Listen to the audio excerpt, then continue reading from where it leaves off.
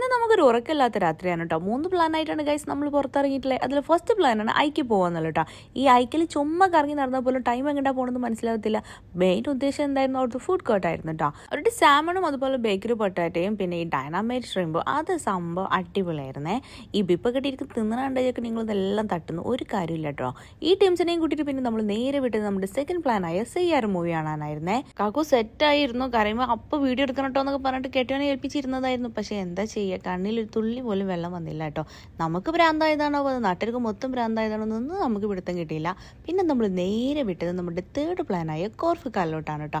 അവിടുത്തെ അൽ സൂബർ rest area, അതായത് നമ്മളുടെ ഉദ്ദേശ സ്ഥലം. അവിടെ എത്തിയതും കണ്ടൊരു വ്യൂ ഉണ്ടല്ലോ എൻ്റെ മക്കളെ. ആകാശത്താണോ ഭൂമിയിലാണോ എന്ന് ഒരു നിമിഷം സംശയിച്ചു പോയി. ആകാശത്ത് നിന്ന് ഭൂമിയിലോട്ട് നോക്കണം തോന്നിപ്പോയിട്ട് അത്രയും ക്ലൗഡായിരുന്നേ.